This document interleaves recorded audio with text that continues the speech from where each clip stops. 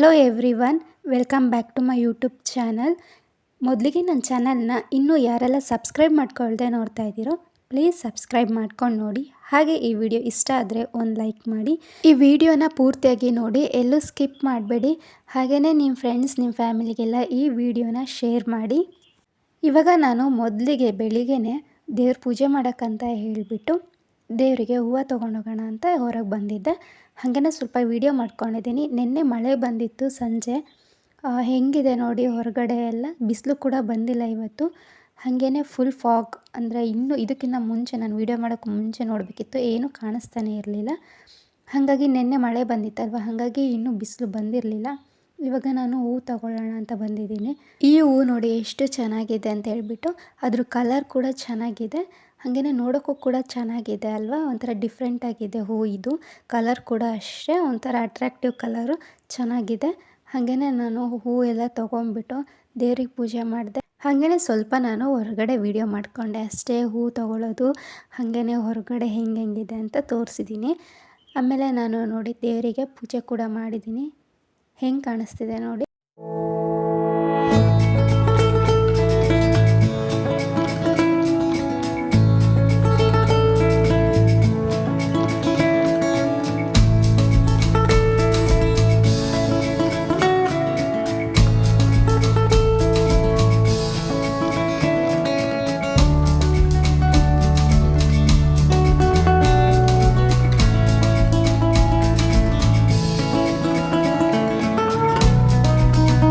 ಪೂಜೆ ಎಲ್ಲ ಮಾಡಿ ಆದಮೇಲೆ ನಾನು ಇವತ್ತು ಸಬ್ಜಾ ಸೀಡ್ಸ್ನ ನೀರಲ್ಲಿ ನೆನೆಸಿಟ್ಟಿದ್ದು ಒಂದು 1/2 ಅವರ್. ಇವಾಗ ಅದನ್ನು ಕುಡಿತಾ ಇದ್ದೀನಿ. ಏನೂ ಇಲ್ಲ ಅಂದರೆ ನಾರ್ಮಲಾಗಿ ನೀರಿಗೆ ನಾನು ಸಬ್ಜಾ ಸೀಡ್ಸ್ನ ಹಾಕ್ಕೊಂಡು ಕುಡಿತೀನಿ. ಕೆಲವು ಸಲ ಮಾತ್ರ ಈ ಥರ ಮಾಡ್ತೀನಿ. ಬೆಳಿಗ್ಗೆ ನಾನು ನೀರು ಬದಲು ಇದನ್ನು ಕುಡಿತಾ ಇದ್ದೀನಿ ಇವತ್ತು ನೀರಿಗೆ ಹಾಕ್ಕೊಂಡು. ಅದಾದಮೇಲೆ ಇವತ್ತು ಬೇಳೆ ಸಾಂಬಾರು ಹಾಗೆ ಇಡ್ಲಿ ಟಿಫನ್. ಹಾಗಾಗಿ ಬೇಳೆ ಸಾಂಬಾರು ರೆಸಿಪಿನ ನಾನು ಶೇರ್ ಮಾಡ್ತಾಯಿದ್ದೀನಿ. ತುಂಬಾ ಚೆನ್ನಾಗಿರುತ್ತೆ ಇಡ್ಲಿಗಂತೂ. ತಟ್ಟೆ ಇಡ್ಲಿ, ಹಂಗೆ ಬೇಳೆ ಸಾಂಬಾರು. ಮೊದಲಿಗೆ ನಾನು ಬೇಳೆ ತೊಗೊಂಡಿದ್ದೀನಿ. ಎಷ್ಟು ಬೇಕೋ ಅಷ್ಟು ಬೇಳೆನ ಹಾಕ್ಕೊಳ್ತಾ ಇದ್ದೀನಿ ನೋಡಿ. ಇವಾಗ ಇಡ್ಲಿಗೆ ಬೇಳೆ ಸಾಂಬಾರಂತೂ ಸಖತ್ತಾಗಿರುತ್ತೆ. ಬೇಳೆ ಸಾಂಬಾರಾಗಿರ್ಬೋದು, ಹಾಗೆಯೇ ನುಗ್ಗೆಕಾಯಿ ಸಾಂಬಾರು, ಈ ಥರ ಸಾಂಬಾರೆಲ್ಲ ಇಡ್ಲಿಗೆ ನನಗೆ ತುಂಬಾ ಇಷ್ಟ ಆಗುತ್ತೆ. ಇವಾಗ ಬೇಳೆನ ಹಾಕ್ಕೊಂಡ್ಬಿಟ್ಟು ಅದನ್ನು ಕೂಡ ವಾಶ್ ಮಾಡೋಣ ಅಂತ ಹೇಳಿ ವಾಶ್ ಮಾಡ್ತಾಯಿದ್ದೀನಿ. ಇವಾಗ ಬೇಳೆನ ಹಾಕ್ಕೊಂಡು ಒಂದು 2-3 ಸಲ ಅದನ್ನು ವಾಶ್ ಮಾಡ್ಕೊಳ್ತೀನಿ ಕ್ಲೀನಾಗಿ. ನೋಡಿ ಇವಾಗ ವಾಶ್ ಮಾಡ್ತಾಯಿದ್ದೀನಿ ನಾನು. ಬೇಳೆ ಸಾಂಬಾರು ಇಡ್ಲಿಗೆ ಅಂತ ಅಲ್ಲ, ರೈಸಿಗೆ ಕೂಡ ತುಂಬಾ ಚೆನ್ನಾಗಾಗುತ್ತೆ. ಅದರಲ್ಲೂ ಇಡ್ಲಿಗಂತೂ ಸಖತ್ ಚೆನ್ನಾಗಿರುತ್ತೆ. ಹಾಗಾಗಿ ಇಡ್ಲಿಗೆ ಒಳ್ಳೆ ಕಾಂಬಿನೇಷನ್ ಅದು. ಇವಾಗ ನಾನು ಬೇಳೆನ ಎಲ್ಲ ವಾಶ್ ಮಾಡಿಬಿಟ್ಟು ಕ್ಲೀನಾಗಿ ಒಂದು 2 ಸಲ ಇವಾಗ ಕುಕ್ಕರಲ್ಲಿ ನೀರು ತೊಗೊಂಡಿದ್ದೀನಿ, ಸಾಂಬಾರಿಗೆ ಎಷ್ಟು ಬೇಕೋ ಅಷ್ಟು. ಇವಾಗ ಬೇಳೆನ ನಾವು ವಾಶ್ ಮಾಡಿದ್ದಿತ್ತಲ್ವ, ಇವಾಗ ಆ ಬೇಳೆನ ಕುಕ್ಕರಿಗೆ ಸೇರಿಸ್ಕೊಂಡ್ಬಿಟ್ಟು ಎಲ್ಲನೂ.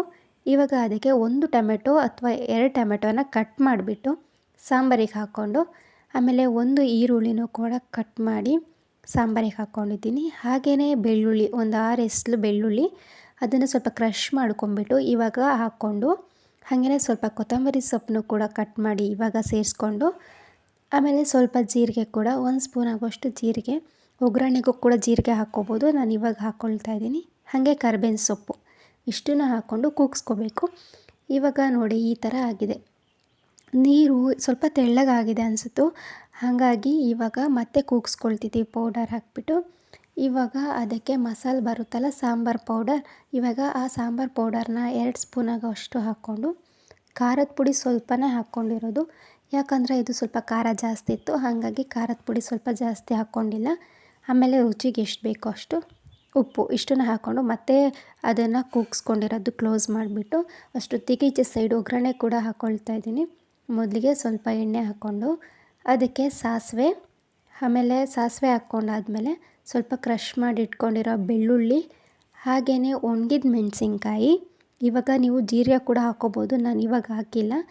ಆಮೇಲೆ ಕರಿಬೇವಿನ ಸೊಪ್ಪು, ಇಷ್ಟನ್ನು ಹಾಕ್ಕೊಂಬಿಟ್ಟು ಕ್ಲೀನಾಗಿ ಒಗ್ಗರಣೆ ಕೊಟ್ಕೋಬೇಕು. ಇವಾಗ ಸಾಂಬಾರು ನೋಡಿ ಈ ಥರ ಆಗಿದೆ. ಇಡ್ಲಿಗೆ ಜಾಸ್ತಿ ಗಟ್ಟಿನೂ ಇರಬಾರ್ದು ಸಾಂಬಾರು, ಹಾಗಾಗಿ ಈ ಥರ ಮಾಡ್ಕೊಂಡಿದ್ದೆ ಅಷ್ಟೇ. ಇವಾಗ ಒಗ್ಗರಣೆನ ಸಾಂಬಾರಿಗೆ ಮಿಕ್ಸ್ ಮಾಡಿಬಿಟ್ಟು ಒಂದ್ಸಲ ಕ್ಲೀನಾಗಿ ತಿರುಗಿಸ್ಕೊಂಡ್ರೆ ಸಾಂಬಾರು ಕೂಡ ರೆಡಿಯಾಗಿ ಹೋಗಿರುತ್ತೆ. ಇನ್ನೂ ಈಚೆ ಸೈಡು ಇಡ್ಲಿ ಕೂಡ ಮಾಡ್ತಿದ್ರು ನಮ್ಮ ಮಮ್ಮಿ, ಅದನ್ನು ಕೂಡ ಸ್ವಲ್ಪ ವೀಡಿಯೋ ಮಾಡ್ಕೊಂಡಿದ್ದೀನಿ. ಕೆಲವರು ಇಡ್ಲಿ ಸಾಫ್ಟಾಗಿ ಬರಲ್ಲ ಅಂತ ಹೇಳ್ತಿರ್ತಾರೆ. ಅಂದರೆ ಕೆಲವರು ಅದಕ್ಕೆ ಅವಲಕ್ಕಿ ಅಂತೆ ಅದನ್ನೆಲ್ಲ ಹಾಕ್ತಾರೆ. ನಾವು ಆ ಥರ ಏನೂ ಹಾಕೋದಿಲ್ಲ, ಆದರೂ ಚೆನ್ನಾಗೇ ಬರುತ್ತೆ ಇಡ್ಲಿ. ಇವಾಗ ಇಡ್ಲಿ ಕೂಡ ಮಾಡ್ಕೊಳ್ತಿರೋದು ತಟ್ಟೆ ಇಡ್ಲಿ. ಆಲ್ಮೋಸ್ಟ್ ನಮ್ಮನೇಲಿ ಯಾವಾಗಲೂ ಇದೇ ಥರ ಇಡ್ಲಿ ಮಾಡೋದು. ಇವಾಗ ನೋಡಿ ಇಡ್ಲಿ ಕೂಡ ರೆಡಿ ಆಯಿತು. ಈ ಥರ ಆಗಿದೆ, ಸಾಫ್ಟಾಗಿ ಕೂಡ ಬಂದಿತ್ತು ಇಡ್ಲಿ. ಇವಾಗ ಅದನ್ನು ಒಂದು ಬೌಲಿಗೆ ಹಾಕ್ಕೊಂಬಿಟ್ಟು ಇನ್ನು ತಿನ್ನುವಾಗ ಅದನ್ನು ಸರ್ವ್ ಮಾಡ್ಕೊಳ್ಳೋದಷ್ಟೇ. ನೋಡಿ ಇವಾಗ ಟಿಫನ್ ಟೈಮ್ ಆಗಿತ್ತು, ಹಾಗಾಗಿ ಇಡ್ಲಿ ಮತ್ತು ಸಾಂಬಾರು ಎಷ್ಟು ಚೆನ್ನಾಗಿ ಕಾಣಿಸ್ತಿದೆ ನೋಡಿ ನೋಡೋದಕ್ಕೇ. ಚೆನ್ನಾಗಿತ್ತು, ಟೇಸ್ಟ್ ಕೂಡ ಚೆನ್ನಾಗಿತ್ತು. ಈ ಥರ ಇಡ್ಲಿ ಮೇಲೆ ಫುಲ್ ಸಾಂಬಾರು ಹಾಕ್ಕೊಂಡು ತಿಂದರೆ ಇಡ್ಲಿ ಟೇಸ್ಟೇ ಬೇರೆ ಆಗಿರುತ್ತೆ. ಇವಾಗ ಇನ್ನು ನೈಟ್ ನಾನು ವಿಡಿಯೋನ ಕಂಟಿನ್ಯೂ ಮಾಡಿದ್ದೀನಿ. ಅಂದರೆ ಇವತ್ತು ರೊಟ್ಟಿ ಆಗಿರ್ಬೋದು, ದೋಸೆ ಆಗಿರ್ಬೋದು ಮಾಡ್ತಾಯಿದ್ದೀನಿ, ಹಾಗಾಗಿ ಹೆಲ್ದಿಯಾಗಿ. ಅದಕ್ಕೆ ನಾನು 2 ಕಪ್ ಆಗುವಷ್ಟು ಗೋಧಿ ಹಿಟ್ಟು, ಹಾಗೆ 1/4 ಕಪ್ ಆಗುವಷ್ಟು ರಾಗಿ ಹಿಟ್ಟು ಹಾಕ್ಕೊಂಡಿದ್ದೀನಿ. ರಾಗಿ ಹಿಟ್ಟು ಆಪ್ಷನಲ್, ಬೇಕಿದ್ದರೆ ಗೋಧಿ ಹಿಟ್ಟಲ್ಲೇ ಮಾಡ್ಕೋಬೋದು, ಇಲ್ಲಾಂದರೆ ರಾಗಿ ಹಿಟ್ಟು, ಗೋಧಿ ಹಿಟ್ಟು, ಆಮೇಲೆ ರವೆ ಇದೆಲ್ಲನೂ ಹಾಕ್ಕೊಂಡು ಮಾಡ್ಕೋಬೋದು.